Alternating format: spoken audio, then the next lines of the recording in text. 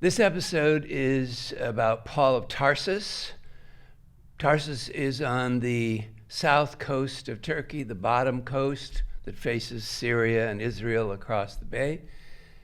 He went to Jerusalem as a young man, studied with the greatest rabbi of the day, also had education in Greek and Latin. He knew Greek philosophy very well, and Latin as a Roman citizen.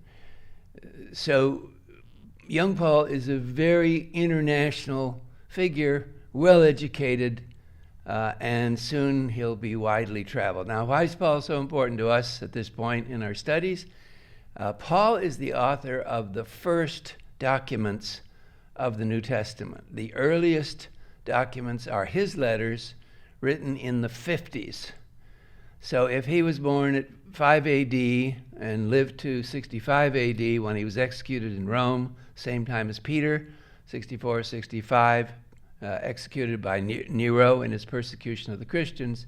If Paul was born 5 AD, lived to 65, then he is 45 or so when he begins writing the letters, and he'll continue to write documents from the age of 45 to his death. He was from Tarsus, and Tarsus is in that curve right at the border of Turkey and Syria today, where the border is, exactly where the border is, and that is that spot where Alexander fought the great battle of Issus. That's right there at that corner. And it's very close to Antioch, which was Luke's city. So we know a lot about that curve because, of course, it was so important. If you were journeying from Lebanon, Israel, up to Greece, then you made that curve, you made that turn, and you went through Tarsus. Had a good harbor, and so it's also famous for a visit of Cleopatra and Mark Antony.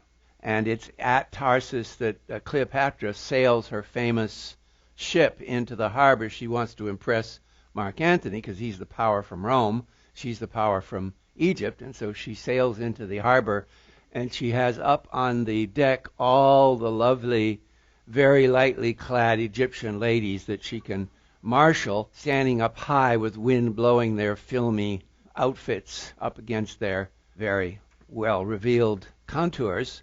And then she had palm trees on the ship, because it was all to, evoke Egypt, and delicious perfumes wafting from the ship, so that on the port, there's Mark Antony and his Romans looking out at this ship, and they're smelling this delicious aromatic female attraction smell. So they're all smelling Cleopatra and her aromas. So it was quite a famous arrival. Tarsus had never seen anything like it before. So that's one of its famous moments. So if we think about where we've been and where we're going, we have the story of Jesus starting, say, 5 BC.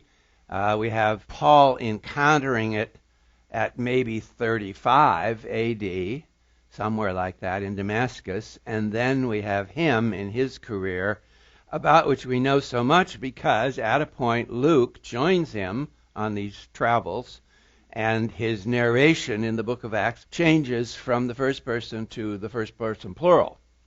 So it becomes we. You can see right at the place in the story. And that's where he joins Paul and is on the trips with him. He went with him to Rome, but we don't know what happened afterwards. We don't know why Luke couldn't finish the story. It just stops. So the three come together here tonight. Just a quick look back at what we talked about before. Here's, of course, Israel at about the year 0, in the time of Jesus. Here's Bethlehem, our little nativity, which is in Barcelona. And then, of course, the crucifixion in Jerusalem. This is Andrea Mantegna's crucifixion. It's one of the greatest of all the artists. It's in the Louvre. It was done at about 1450, and it was done for a church in Verona, but then it ended up in the Louvre. And it's one of the most perfect visions. He was very well informed, had read all the Matthew, Mark, Luke, and John and everything else, so he includes everything, the soldiers, the game of cards, chess that they're playing on the dice, and the vision of Jerusalem and the hill. And the date, maybe 30, 31 AD is what we think. Here's the then movement of the body from the death on the cross. As you know, if you've read the text, you know that they went to Pontius Pilate and asked, could they have the family and friends, could they have the body, so they could bury him in accordance to Jewish ritual. All the historians have always said this is wrong, it couldn't have happened, because the Roman authorities never allowed families to take down a crucified victim. Well, it's all not true, and we now know so because they did allow families to take the bodies, because we found in the 90s a first ever discovered crucifixion victim, a young man that we think was maybe 27, so very close to the age of Christ, who was crucified. And the way we know it is, for the first time ever, they found the skeleton with the nail still in the feet. So from the victim's bones, they could tell he'd been crucified, Jewish, and had been allowed to be buried. So he was buried in a proper manner in a Jewish grave. And so that was the proof that the scriptures are right, that the Romans did allow them to take down the body, take him to the cave tomb. They were given the cave, of course, the tomb that had been saved by Joseph of Arimathea. He already owned a tomb cave for his family, so he allowed them to put Jesus in that location. And here's, of course, the church built on that location. So here's the cutaway view of both the location of crucifixion with the cross and the cave very nearby. So and the church stands over the hill, it stands over the side of the hill.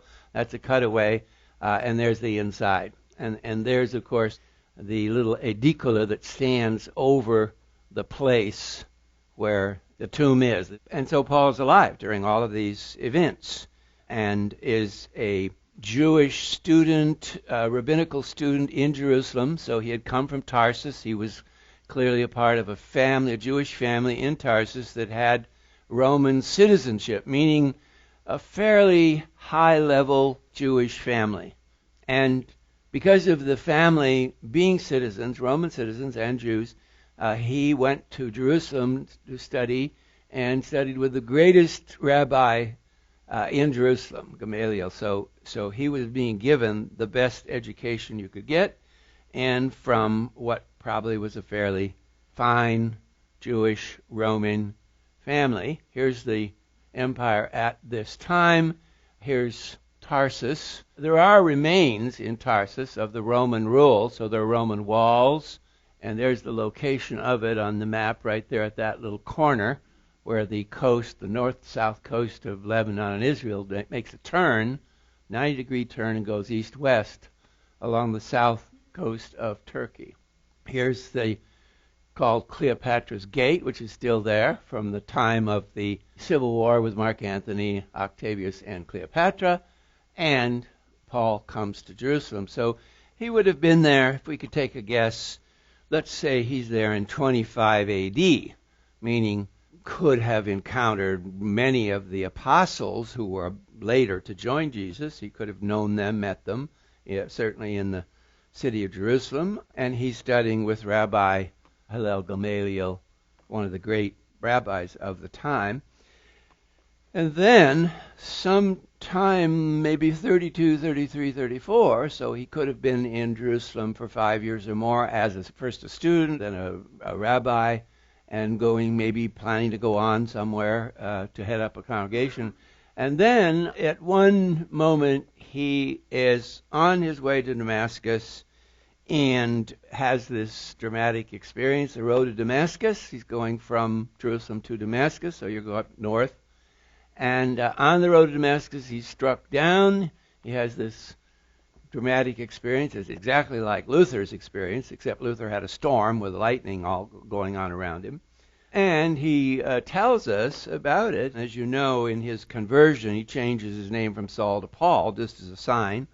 So in his text, Acts 9, 1 to 19, meanwhile Saul was still breathing out murderous threats against the Lord's disciples. He went to the high priest, asked him for letters to the synagogues in Damascus, so that if he found any there who belonged to the Christian group, whether men or women, he might take them as prisoners to Jerusalem. So he was a very vigorous persecutor of the Christians.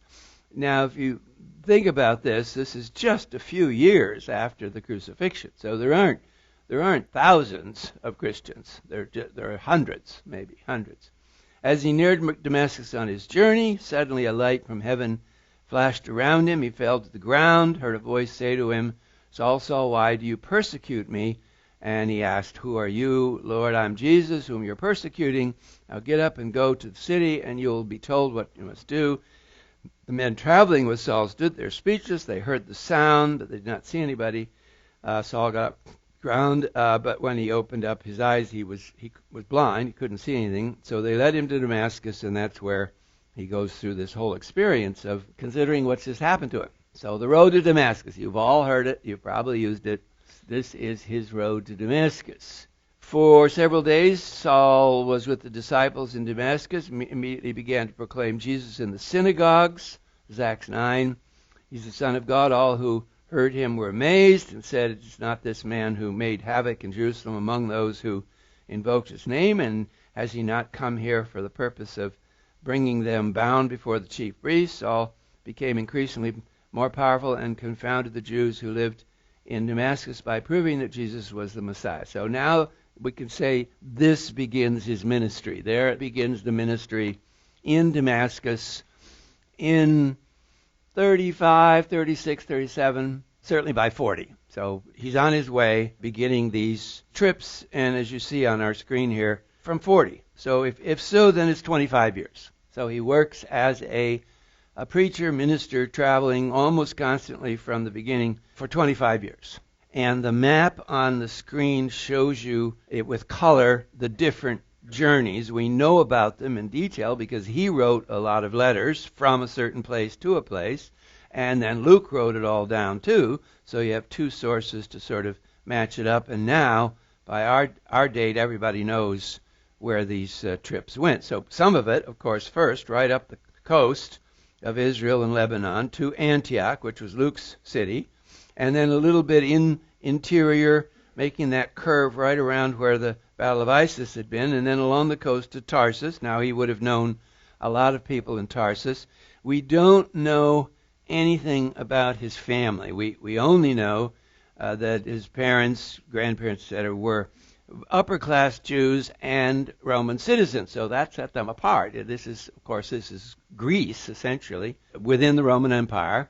So this part of Greece has been absorbed by the Romans in 147 BC, so it's been under Roman control. That doesn't mean that the Romans are there running everything. It means that the local Greek governments are kept in position, and so, say, a government in Athens is reporting to a Roman preceptor of some kind, Roman vicar who would be in a position. Same thing in Jerusalem, like Pontius Pilate. All the Greek city-states we've talked about are there, Corinth and Thebes, and he's going to visit most of them. So most of these famous cities we know about from our Greek weeks are going to get a visit. So up the coast of present-day Turkey, but what we knew then was a Greek series of Greek city-states, there's a great Roman Greek road still there. So you can walk on it yourself. And in some sections it's just exactly where it was. So it's going from the north edge, which would be Troy, way up at the top there, right up and down that coast. And then among the cities, one is Miletus, which we've talked about, Smyrna, which was Homer's city, and Halicarnassus, which is down on the bottom part, and that was where Herodotus came from, and then Tarsus, where close to Antioch. So those are the cities. And then they go to the interior. There's a second city, Antioch, on the interior, and then back out to the coast. So you can see there's a number of different trips. One trip the red, one trip the yellow, one trip the white, and then all the way up the coast. And then within Greece itself, you can see he visited many individual city-states, cities that were still there. For instance, Philippi. We know a lot about his visit to Philippi. He wrote about it. And then around and down through the mainland. All of these trips would take, weeks and weeks and weeks of travel, a lot of it walking. And then to Athens, where he preaches, and Corinth, where he preaches. And we have markers in Corinth that pertain specifically to places where he preached. And then there are markers there that say this in this place such and such a person ruled, the Roman ruler, like Pontius Pilate. So we know quite a bit about him, time in all those places. And then, finally, the last trip, the red trip, on a boat going to Rome. So he's going to Rome because he's appealing his case. He's been arrested in Jerusalem. He's appealing his case to the emperor. Any Roman citizen had that right. Anywhere at this point, anywhere in the empire, you could appeal your case to the emperor. If you'd been convicted, you could ask for an appeal, and then you'd go to Rome. It wouldn't necessarily be Augustus. It'd be his court, his team. Here are some pictures of him preaching. This is a famous Raphael painting in Rome, preaching to the Greeks in Athens. So you can see he has a nice Greek temple there behind the men, and they're all sort of gnashing their teeth. Those people there right in front of him there, they're sort of twisting and turning around. This is about 1516, so it's just before the Reformation is about to break out, this painting. In 1517, Raphael will come back and paint again and again different things that have to do with what's happening. But this one is just right at that moment, 1516.